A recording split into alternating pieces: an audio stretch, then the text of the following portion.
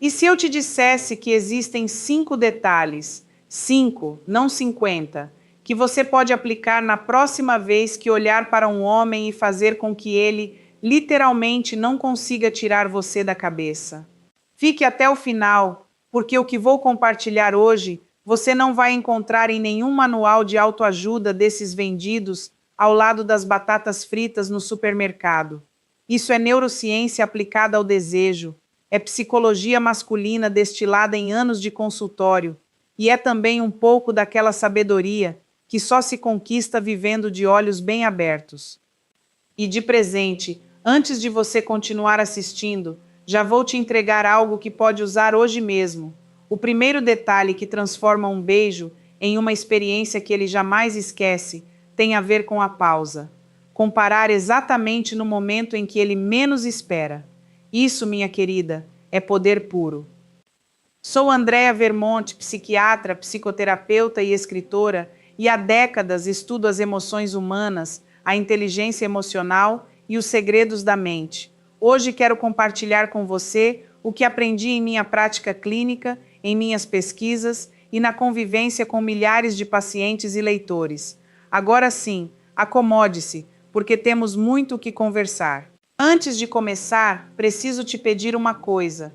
Se este vídeo ressoar em você, se sentir que alguém finalmente está falando a verdade que você merece ouvir, deixe seu like, se inscreva no canal e compartilhe com aquela amiga, aquela irmã, aquela prima que há meses diz que não sente mais faísca com o parceiro, ou que simplesmente se sente invisível dentro do próprio relacionamento. Porque o que vou contar hoje é para mulheres que decidem despertar, não para as que preferem continuar dormindo, esperando que algo mude sozinho. E comente aqui embaixo, qual foi a última vez que um beijo te deixou sem palavras? Quero ler vocês. A sua história me importa. O engano que quase ninguém percebe. Vamos começar entendendo algo fundamental, algo que quase nenhuma mulher ouviu antes, e que quando ouve, sente o chão se mover sob os pés, dos que se movem para o bem. O desejo masculino não funciona como o feminino, de jeito nenhum. São arquiteturas diferentes. E quando uma mulher tenta seduzir um homem usando os mesmos códigos que emocionam ela, é como falar chinês com alguém que só entende português. A intenção pode ser a melhor do mundo, mas a mensagem não chega. E aí nos perguntamos, por que não há conexão? Por que ele parece distante? Por que sentimos que nos esforçamos tanto? O resultado é o silêncio, o maldito silêncio. Eu já passei décadas estudando isso. Já passei anos sentada diante de casais que chegam ao meu consultório com esse silêncio instalado entre eles como um móvel velho que ninguém tem coragem de mover. E em quase todos os casos, não em todos, porque a honestidade não admite absolutos, a desconexão começou muito antes das grandes crises. Começou nos pequenos momentos, nos beijos que perderam a intenção, nos carinhos que viraram mecânicos, no contato que se transformou em costume e deixou de ser magia. Isso me dói profundamente, porque vejo mulheres extraordinárias, inteligentes, sensuais, cheias de vida, que deixaram de acreditar que o desejo lhes pertence, que acham que o magnetismo é coisa dos 20 anos, que pensam que a paixão é um luxo que se acaba com o tempo, com os filhos, com as responsabilidades. Mentira! Uma mentira enorme, embalada e vendida em parcelas para nos manter pequenas. O desejo não tem data de validade. O fogo interior não se apaga sozinho. Ele se descuida, se esquece, se cobre de cinza. Mas continua ali, e hoje vamos removê-lo juntas. O que realmente obsessia um homem, do que estamos falando exatamente quando falamos de um beijo que obceca? Não estamos falando de técnica de língua.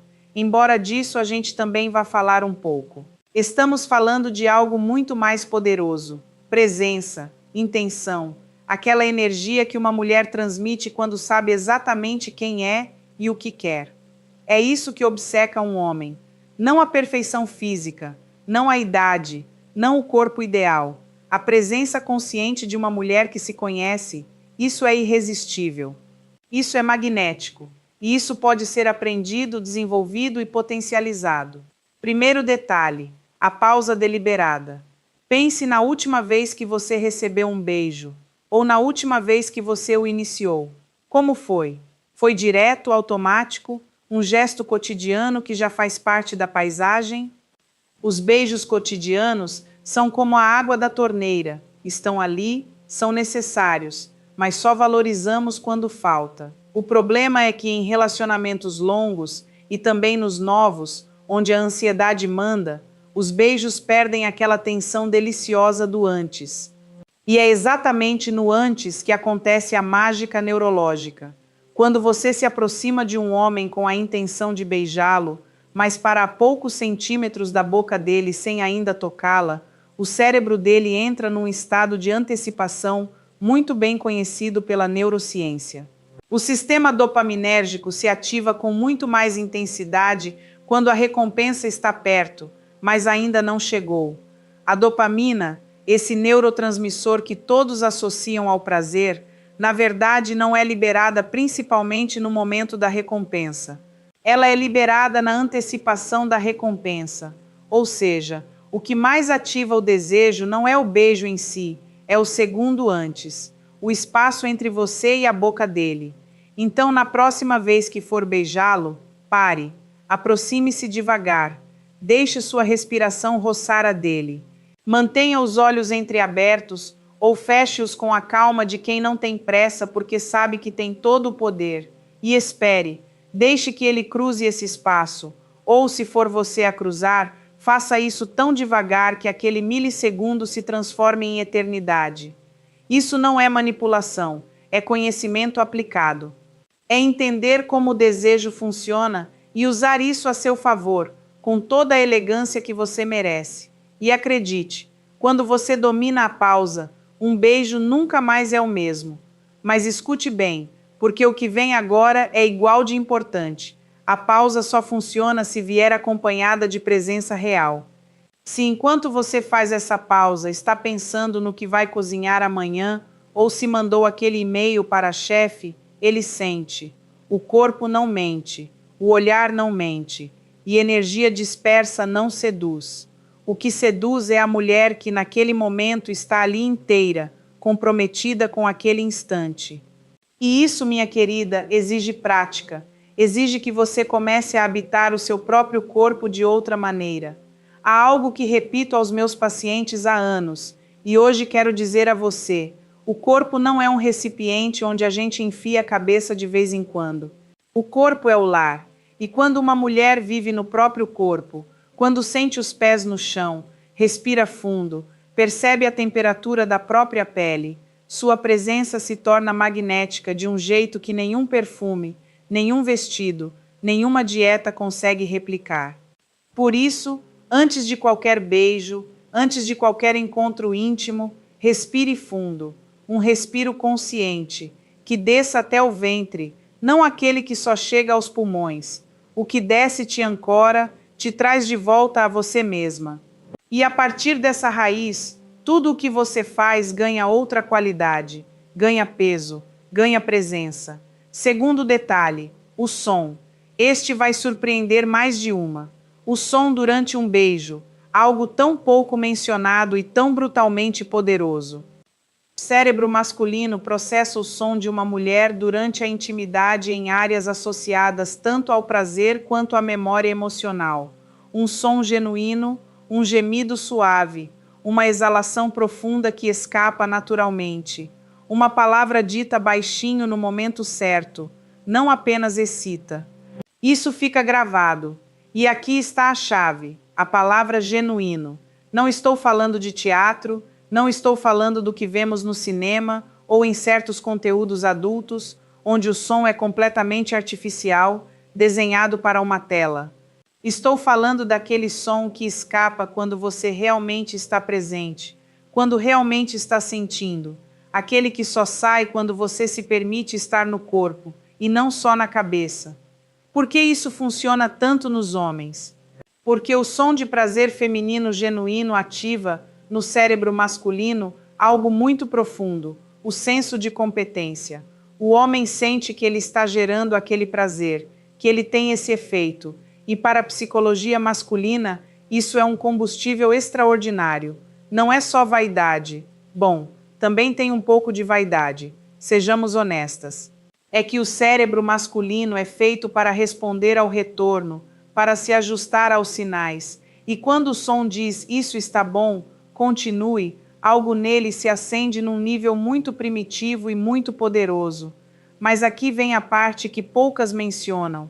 Muitas mulheres aprenderam a se silenciar durante a intimidade, a se conter, a não fazer barulho, porque alguém em algum momento ensinou, explícita ou implicitamente, que se expressar era vulgar, excessivo ou impróprio. Essa contenção, esse silêncio aprendido, não apaga só o prazer dela, apaga também o do outro. Cria uma distância invisível, mas absolutamente real. Quando converso com mulheres sobre isso em consulta, muitas reconhecem que passaram anos caladas na intimidade, não porque não sentiam, mas porque em algum momento começaram a administrar a própria expressão para não incomodar, para não dar demais, para não se tornar vulneráveis. E a ironia devastadora é que essa gestão do som as tornou menos visíveis, menos presentes, menos desejadas, exatamente o oposto do que buscavam. Hoje eu te convido a dar ao seu corpo permissão para se expressar. Você não precisa ser dramática, não precisa fingir nada. Na próxima vez que sentir algo durante um beijo, aquele calor que sobe pelo peito, aquela pequena descarga que desce pela coluna, deixe que saia em forma de som, mesmo que seja só um sopro, mesmo que seja quase nada. Comece por aí e veja como isso muda toda a energia do encontro. Terceiro detalhe, o toque com intenção dirigida. Este é um dos meus favoritos, porque combina psicologia, biologia e uma dose de ousadia que acho deliciosa. Quando beijamos, muitas vezes as mãos não sabem o que fazer. Ficam ali flutuando, tocando sem propósito. Ou pior, ficam no ar sem tocar em nada, como se o corpo do outro fosse território proibido. E isso, minha querida, é uma oportunidade perdida gigantesca. As mãos, durante um beijo, são uma segunda linguagem. O que suas mãos dizem enquanto seus lábios falam adiciona camadas de emoção e desejo que multiplicam o impacto do beijo de um jeito incomparável. Existem lugares com carga neurológica alta que, quando tocados com intenção durante um beijo, ativam respostas físicas e emocionais muito potentes no homem. Um desses lugares é a nuca, a parte de trás do pescoço, onde o crânio se encontra com a coluna. Esse ponto é extraordinariamente sensível, porque concentra muitas terminações nervosas e, culturalmente, associamos essa região à vulnerabilidade. Pense em como protegemos instintivamente a nuca. Por isso, quando uma mulher coloca a mão ali de forma suave, mas firme, durante um beijo envia uma mensagem subliminar poderosíssima. Estou aqui, eu te vejo e não tenho medo de você. Isso ativa algo muito profundo na psicologia masculina, relacionado à confiança e ao apego. Somado ao beijo, é uma combinação que ele dificilmente processa de forma racional, vira sensação pura. Outro ponto é o peito, mas deixa eu esclarecer. Não estou falando em termos sexuais explícitos. Estou falando de colocar a palma da mão espalmada sobre o coração dele enquanto você o beija. Esse é um gesto que vai além do erótico, é um gesto de conexão. E os homens, mesmo que muitos não admitam abertamente, porque a educação emocional deles nem sempre permite, respondem profundamente a serem tocados no peito dessa forma. Ele sente alguém que quer estar perto do coração dele, não só do corpo. E do ponto de vista da psicologia do apego, isso cria um vínculo que vai muito além do físico. O toque com intenção não é tocar muito, é tocar bem, é tocar com consciência. É a diferença entre um movimento automático e um gesto que diz: estou escolhendo tocar você agora, dessa maneira. E sabe o que mais o toque intencional faz? Ativa em você mesma uma presença diferente. Quando suas mãos estão comprometidas com o contato, sua mente se ancora no momento. Ela não escapa tão facilmente para a lista do mercado ou para as pendências do trabalho. O toque consciente é também uma ferramenta de meditação ativa. Ele te mantém no aqui e no agora. Quarto detalhe: a voz e a palavra. A linguagem durante a intimidade é um dos temas mais fascinantes e menos explorados que conheço, e já passei muitos anos me debruçando sobre ele. A voz de uma mulher tem um poder neurológico sobre o cérebro masculino que muitas subestimam. A frequência vocal feminina, especialmente quando o tom baixa, aquela voz mais grave, mais íntima, mais baixa, ativa, no cérebro masculino, respostas diretamente associadas ao desejo. Não é magia, é biologia. As frequências mais baixas são percebidas de outra forma. Sentimos elas no corpo, não só as escutamos. Existem dois momentos-chave ligados à voz e ao beijo. O primeiro é logo antes. A palavra dita naquele espaço de antecipação de que falamos, na pausa, tem uma potência extraordinária. Não precisa ser nada elaborado. Na verdade, o mais simples costuma ser o mais poderoso. Um eu te quero perto dito baixinho. Um que gostoso sem enfeites. Um sussurro que não tenta ser poético, apenas verdadeiro. O verdadeiro sempre chega. O segundo momento é durante o beijo, quando fazemos uma pequena pausa para respirar. E nesse espaço entre um beijo e outro, sussurramos algo. Aqui vale a mesma regra: autenticidade acima da perfeição. Você não precisa ter ensaiado. Se ensaiar demais, perde aquele aroma de espontâneo que é justamente o que torna magnético. Mas há algo mais que quero te dizer sobre a voz, e isso vai muito além do beijo.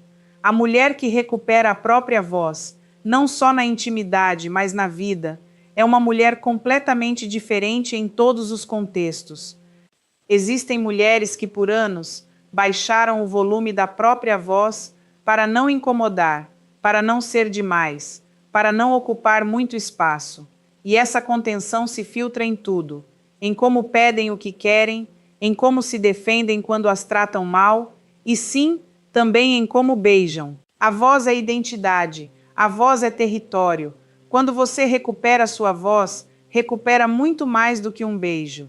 Agora, existe uma armadilha nesse quarto detalhe em que muitas caem, e quero te alertar: usar a voz para preencher o silêncio porque o silêncio incomoda. O silêncio durante a intimidade não é um problema a resolver, é um espaço sagrado. Às vezes, o mais poderoso que você pode dizer é nada, mas com os olhos dizendo tudo.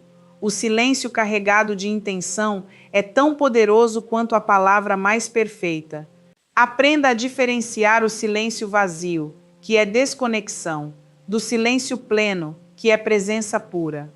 Quinto detalhe: o fechamento. Este é o detalhe que, quando explico em minhas oficinas e palestras, faz as mulheres se entreolharem com aquela mistura de "por que ninguém me disse isso antes?" e "isso muda tudo". O quinto detalhe é o fechamento, o momento depois do beijo. Pensamos muito no beijo em si, em como começar, em como estar durante, mas quase ninguém pensa no que acontece nos 3 ou 5 segundos imediatamente depois. E neurologicamente falando, esses são dos segundos mais importantes de todo o encontro. Por quê? Porque o cérebro está em um estado de maior receptividade emocional logo após uma experiência de prazer. Os sistemas de dopamina e ocitocina, ativados durante o beijo, continuam ativos nesses instantes seguintes.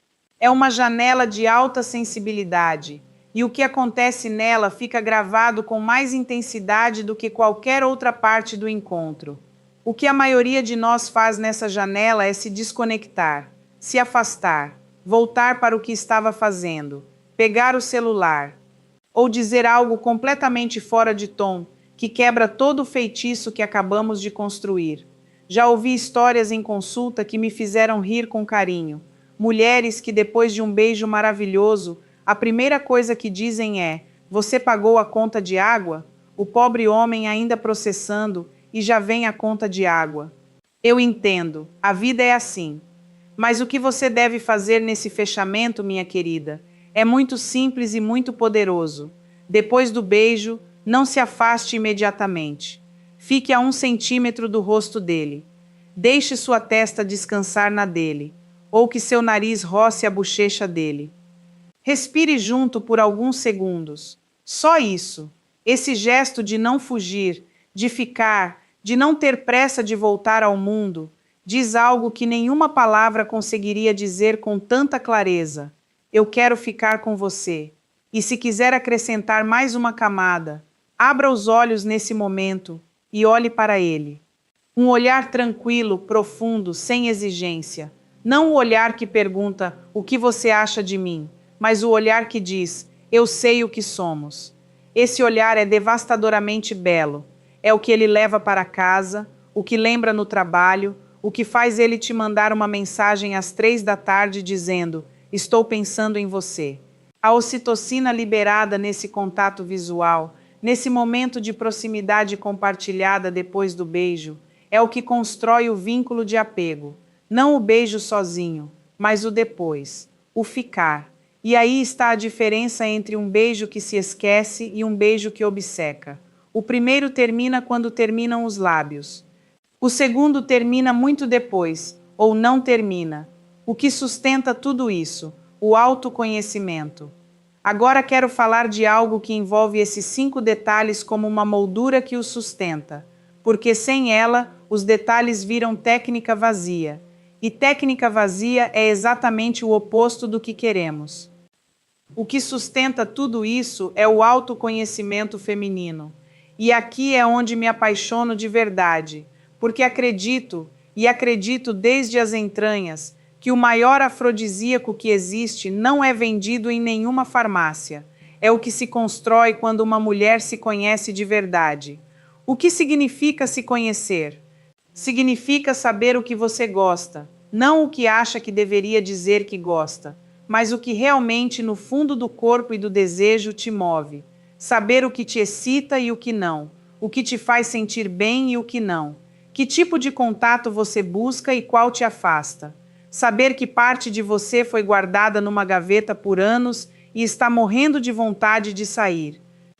Muitas mulheres da nossa geração, falo de mulheres entre 40 e 60 anos, porque é a faixa com quem trabalho com mais frequência e onde as mudanças são mais urgentes e mais profundas, passaram décadas priorizando o conhecimento do outro em vez do conhecimento de si mesmas.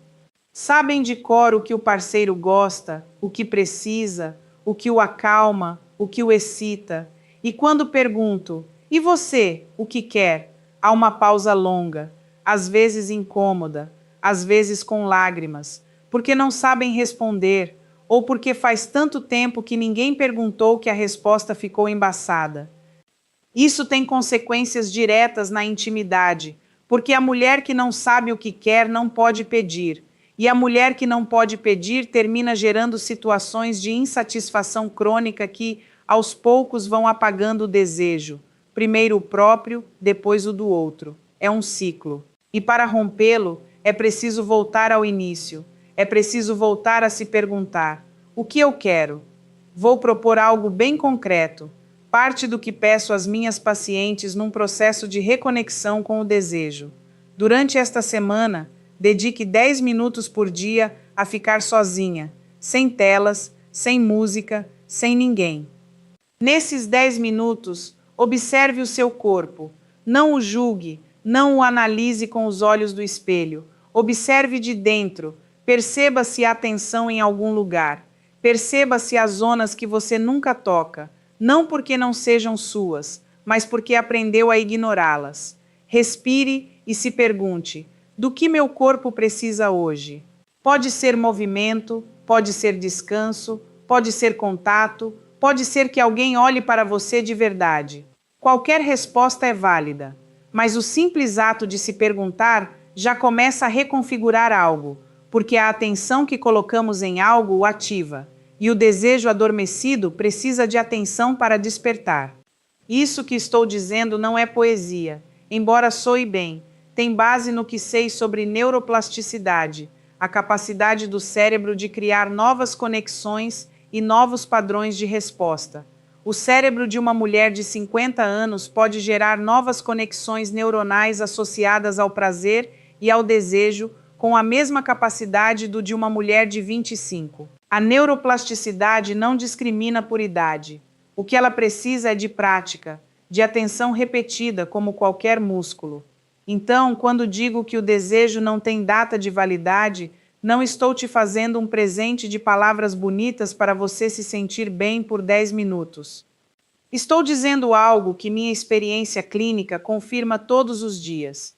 Mulheres de 55 anos despertando para uma sexualidade com uma profundidade e uma consciência que, aos 30, não tinham, porque aos 30 não sabiam o que sabem agora. E conhecimento é poder, autoconhecimento é poder erótico. O apego masculino. Agora vamos falar de algo intimamente ligado aos 5 detalhes, a psicologia do apego masculino.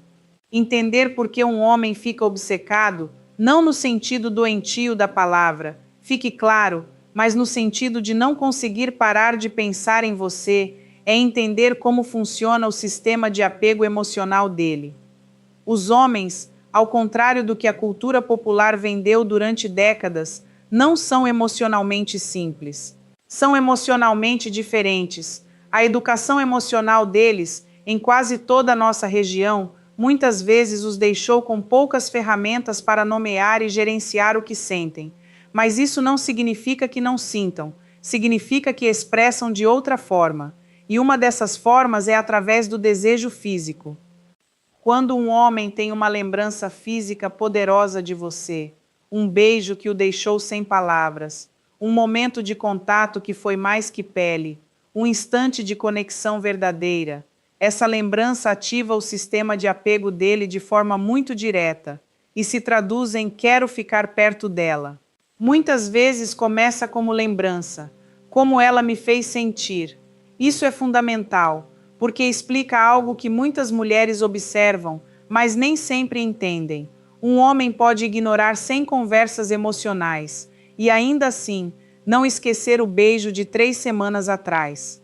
Não porque seja superficial, mas porque o sistema de apego dele foi ativado por essa via, pelo corpo, pela lembrança física, e a partir daí a conexão emocional se constrói. Ou seja, o beijo não substitui a conexão emocional.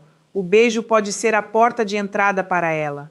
E quando você entende isso, quando usa os 5 detalhes que vimos não como truques de sedução, mas como ferramentas de conexão genuína, o resultado não é um homem obcecado de forma superficial. É um homem que começa a construir com você um vínculo muito mais profundo, um apego seguro, que inclui o desejo físico, mas vai além dele.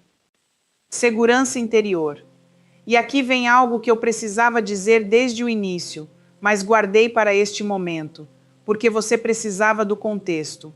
O apego seguro no casal se constrói a partir da segurança individual. Não posso repetir isso o suficiente. Você não constrói um vínculo seguro com o outro se você mesma não se sente segura dentro de si. Você não dá presença se não está presente para si mesma. Você não transmite esse magnetismo se, dentro de você, existe uma guerra entre o que você é e o que acha que deveria ser. E aqui toco em algo que atinge muitíssimas mulheres da nossa geração: a relação com o próprio corpo, com a imagem corporal, com todos aqueles anos de mensagens que nos disseram que nosso valor estava em como a superfície parecia, e não no que habitava por dentro. Mulheres que se sentem menos desejáveis porque têm 50 anos, porque o corpo mudou, porque a gravidade fez seu trabalho honesto, e então se retraem, se cobrem, se escondem da intimidade, porque sentem que o corpo que têm não é o que merece ser mostrado. Mentira, uma mentira dolorosa. O corpo que você tem hoje é o que viveu tudo o que você viveu, tem as marcas do que você carregou, tem a sabedoria dos anos, e quando você o habita com respeito, quando o trata como o que é, um mapa sagrado da sua história, Ele emite uma energia que não tem nada a ver com idade e tudo a ver com dignidade. E essa energia, essa presença de mulher que vive no próprio corpo com orgulho e sem desculpas, essa sim é magnética. Essa sim desperta o desejo no outro. Já vi mulheres de 48 anos com uma presença erótica capaz de derreter o ar de um cômodo. E já vi mulheres de 25 completamente desconectadas do próprio corpo, passando despercebidas sem que ninguém as sentisse. A diferença não era física, era interna, era presença, era se habitar. Os 3 medos que travam tudo.